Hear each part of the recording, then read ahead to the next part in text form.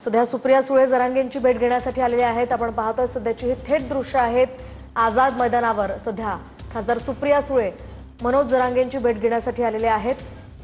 काही दिवसांपासून मनोज जरांगे हे मराठा आरक्षणासाठी उपोषणाला बसलेले आहेत। मोठ्या संख्येने मराठा आंदोलक सुद्धा मुंबईत दाखल झालेत। सध्या सुप्रिया सुळे जरांगेंची भेट घेण्यासाठी आलेले आहेत। आपण पाहतोय जरांगे पाटील हे उपोषणाला बसलेले आहेत। त्यांची प्रकृती काहीशी या ठिकाणी खालावल्याचं दिसतंय। ते सध्या झोपलेले आहेत। मात्र सुप्रिया सुळे इथे आलेले आहेत आणि सुप्रिया सुळे आता या आरक्षणाच्या मागणी संदर्भात मनोज जरांगेंच्या आंदोलनासंदर्भात काय भूमिका स्पष्ट करतात, काय बोलतात ते पाहणं अतिशय महत्त्वाचं असणार आहे। सध्याची ही थेट दृश्य आपण पाहतोय आझाद मैदानावरची। खरं तर मनोज जरांगेंची भेट घेण्यासाठी याआधी सुद्धा अनेक नेते येऊन गेले आहेत। ठाकरेंच्या सेनेचे आमदार, खासदार यासह सत्ताधारी पक्षातले सुद्धा काही आमदार जरांगेंची भेट घेऊन गेलेले आहेत। काहींचा जरांगेंच्या आंदोलनाला पाठिंबा आहे। तर दुसरीकडे ओबीसी महासंघ आणि एकूणच ओबीसी नेते सुद्धा मनोज जरांगेंच्या या मागणीमुळे अस्वस्थ झाल्याचं पाहायला मिळतंय। ते सुद्धा पुढची रणनीती काय असेल त्या संदर्भात बैठका घेत आहेत। तर दुसरीकडे आपण पाहतोय सुप्रिया सुळे या मनोज जरांगेंची भेट घेण्यासाठी आलेल्या आहेत। सुप्रिया सुळे आता या आरक्षणासंदर्भातल्या मागणी संदर्भात काय भूमिका स्पष्ट करतात, काय बोलतात ते पाहणं आता अतिशय महत्त्वाचं असणार आहे। मात्र मनोज जरांगे हे आता सध्या झोपलेले आहेत आणि सुप्रिया सुळे आता त्यांच्याशी बोलण्याचा प्रयत्न करतात। त्यांचे समन्वयक जे आहेत त्यांच्याशी सुप्रिया सुळे सध्या संवाद साधताना आपल्याला पाहायला मिळतात। मनोज जरांगे हे आंदोलनासाठी आझाद मैदानात आलेले आहेत।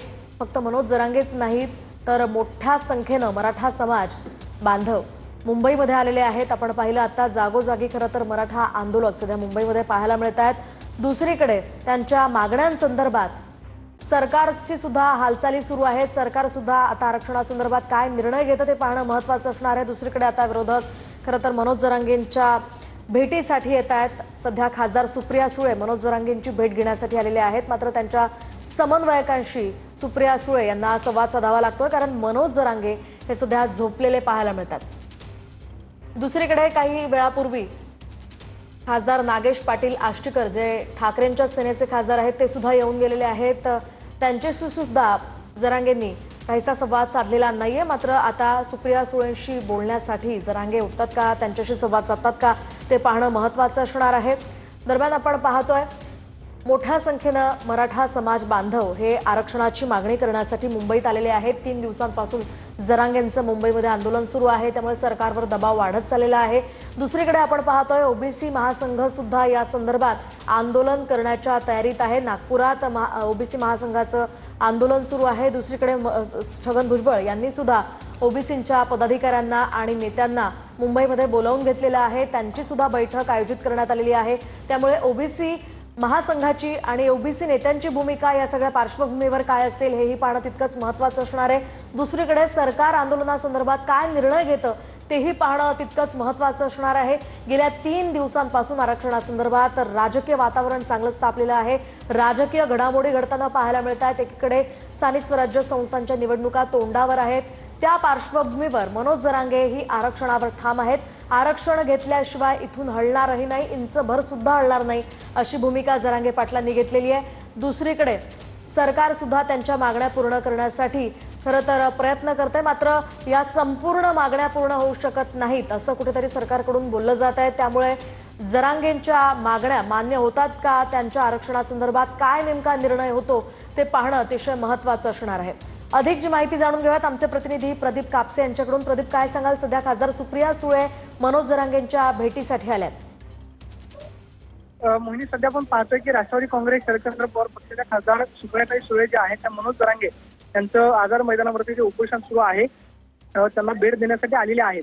आपल्याला माहिती आहे की सत्ताधारी पक्षाकडून विरोधी पक्षांवरती टीका जी आहे ती केली जाते। विशेष म्हणजे आज आपल्याला माहिती आहे की रोहित पवारांवरती सुद्धा आरोप करण्यात आला की अनेक ठिकाणी मराठा आंदोलकांची सोय जी आहे ती रोहित पवारांकडून करण्यात येते। मात्र मराठा आंदोलनाचा प्रश्न जो आहे तो मुंबईमध्ये तीव्र बनलेला आपल्याला पाहायला मिळतो। आझाद मैदान असेल, सीएसएमटीच्या परिसरामध्ये मोठ्या प्रमाणावरती मराठा आंदोलक आहेत ते जमत आहेत। एक एक करून राजकीय पक्षांचे नेते मनोज जरांगे यांना भेट देत आहेत। काल आपल्याला माहिती आहे की आमदार, खासदार जे आहे ते मनोज जरांगे यांच्या भेटीसाठी येत होते, मात्र आज सकाळपासून शरदचंद्र पवार पक्षाचे 2 खासदार जे आहेत मनोज जरांगे यांच्या भेटीसाठी आलेले आहेत। सकाळी धैर्यशील मोहिते पाटील यांनी भेट घेतली आणि स्वतः सुप्रियाताई सुळे जे आहेत ते मनोज जरांगे यांच्या भेटीसाठी आलेले आहेत। सध्या आपण पाहतो की मनोज जरांगे हे सध्या आपल्याला झोपलेल्या अवस्थेमध्ये पाहायला मिळतात, कारण गेल्या 2 दिवसांपासून त्यांनी खरं तर अन्नत्याग जो आहे तो केलेला आहे, त्यामुळे अशक्तपणा मोठ्या प्रमाणावरती आहे। सकाळी डॉक्टरांकडून त्यांच्या तब्येतीची तपासणी जी आहे ती सुद्धा करण्यात आली, मात्र सध्या मनोज जरांगे जे आहेत ते व्यासपीठावरती आपल्याला झोपलेल्या अवस्थेमध्ये पाहायला मिळतात। सुप्रियाताई सुळे त्यांच्या भेट घेण्यासाठी आलेल्या होत्या। मनोज जरांगे आणि सुप्रियाताई सुळे यांच्यामध्ये काय संवाद होतो काही फार महत्त्वाचा असणार आहे। त्यानंतर मात्र सुप्रिया सुळे यांची प्रतिक्रिया जी आहे ती अतिशय महत्त्वाची असणार आहे, कारण आपल्याला माहिती आहे की मनोज जरांगेंनी ओबीसी मधूनच मराठा समाजाला आरक्षण द्या ही मागणी जी आहे ती केलेली आहे। तर दुसरीकडे राष्ट्रवादी शरदचंद्र पवार पक्षाची मंडल यात्रा जी आहे, ओबीसी यात्रा जी आहे ती आपल्याला सुरू असलेली पाहायला मिळते। त्यामुळे आजच्या आंदोलनावरती सुप्रियाताई नक्की काय प्रतिक्रिया देतात हे फार महत्त्वाचं असणार आहे। मात्र सध्या आपण पाहतोय की सुप्रियाताई सुळे जे आहेत ते व्यासपीठावरती मनोज जरांगे यांना भेटण्यासाठी आलेले आहेत। सकाळपासून आमदार असतील, खासदार, वेगवेगळ्या पक्षांचे प्रतिनिधी जे आहेत मनोज जरांगे यांची भेट घेत आहेत, मनोज जरांगेंना आवाहन करतात, मात्र कोणत्याही परिस्थितीमध्ये मी माघार घेणार नाही अशा पद्धतीचा आक्रमक पवित्रा मनोज जरांगेंनी घेतलेला आहे। आज आरक्षण उपसमितीची बैठक जी आहे ती सुद्धा पार पडलेली आहे। त्या बैठकीमध्ये नक्की काय निर्णय झालाय, त्यानंतर आरक्षण उपसमितीचे सदस्य मनोज जरांगेंना भेटायला येतात ते फार महत्त्वाचं असणार आहे।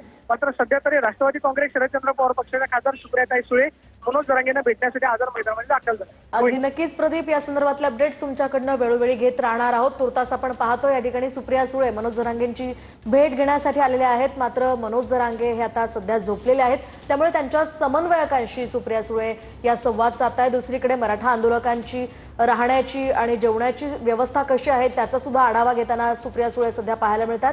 आझाद मैदानावर गेल्या 3 दिवसांपासून जरांगे पाटलांचं हे आंदोलन सुरू आहे। आजचा त्यांच्या या आंदोलनाचा 3रा दिवस आहे। दरम्यान जरांगे हे उपोषणावर असले तरी सुद्धा आंदोलकांना जेवण आणि राहण्याची व्यवस्था करण्यात आलेली आहे। मात्र तरी सुद्धा मुंबईमध्ये मोठ्या संख्येनं आंदोलक सध्या पाहायला मिळतात, वेगवेगळ्या ठिकाणी त्यांची व्यवस्था करण्यात आलेली आहे। तर भल्या पहाटे 2 ते 3 वाजे दरम्यान सुद्धा या मीटिंग्स त्यांच्या घेतल्या जात आहेत। दुसरीकडे ओबीसीतनं आरक्षणासाठी या आंदोलनाला मोठा प्रतिसाद सध्या मिळताना पाहायला मिळतोय या सगळ्या मराठा समाज बांधवांचा। तर गर्दीनं मुंबईमध्ये मोठ्या संख्येनं झालेली आहे गर्दी मराठा आंदोलकांची, आणि त्याच पार्श्वभूमीवर मनोज जरांगे हे आता उद्यापासून पाणी सुद्धा घेणार नाही असा इशारा त्यांनी दिलेला आहे।